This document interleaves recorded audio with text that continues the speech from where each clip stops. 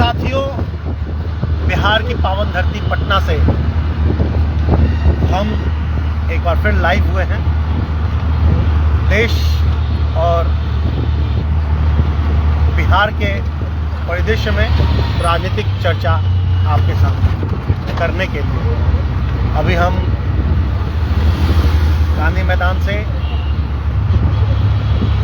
गोलघर होते हुए सगुना मोड़ की तरफ जा रहे हैं, जो कि बांकीपुर विधानसभा का क्षेत्र है जहां से मैंने उद्गम किया है। लेकिन इसकी चर्चा हम दानापुर में करेंगे। बांकीपुर विधानसभा इम्पोर्टेंट है, लेकिन उससे ज़्यादा इम्पोर्टेंट है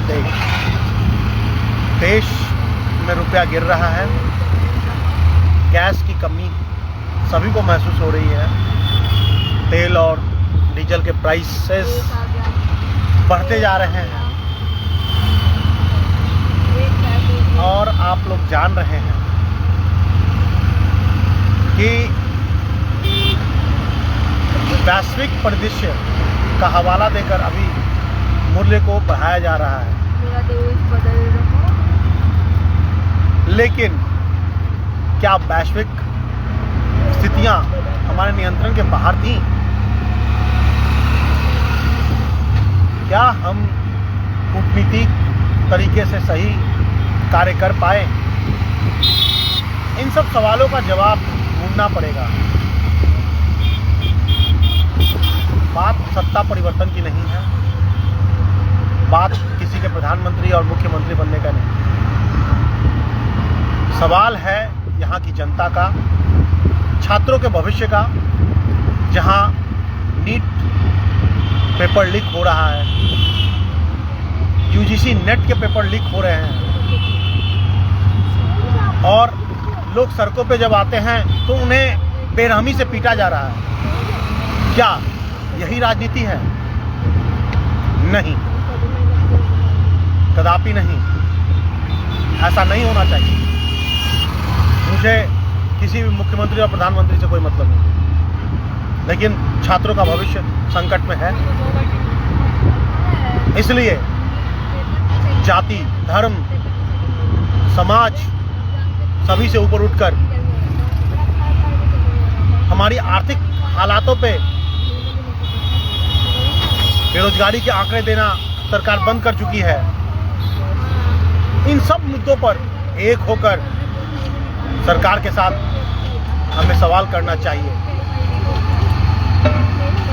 और सरकार में चाहे वो कोई भी बैठा हो, वो मेरा भाई हो या वो मेरा दूर का रिश्तेदार हो, उससे मतलब नहीं है।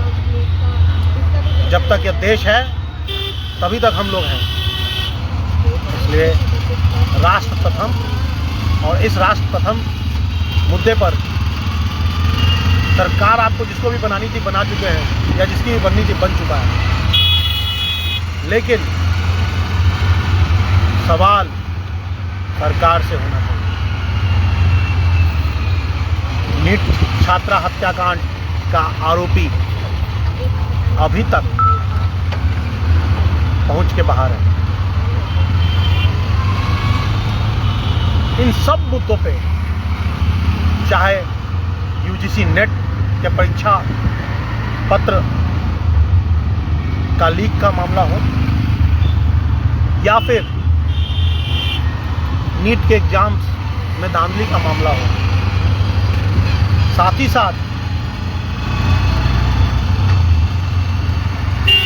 इस देश में बेरोजगारी के आंकड़े नहीं देने की बात हो या यूजीसी बिल की बात हो, इन सब पर हम सबों को एक साथ जाति, धर्म, हर चीज़ों को छोड़कर, त्याग कर आना चाहिए। जो जरूरी है वो होना चाहिए। राजस्थान में अभी अभी एक मामला आया है कि वहाँ पर पूर्व सैनिकों को आरक्षण जो पहले से वर्टिकल था उसको हॉरिजॉन्टल कर दिया गया है, और आगे चलकर हो सकता है कि बिहार की तरह वहाँ से वो आरक्षण खत्म हो जाए। तो इन मुद्दों पर भी हमें मुखर होना है। साथ ही साथ बिहार में भी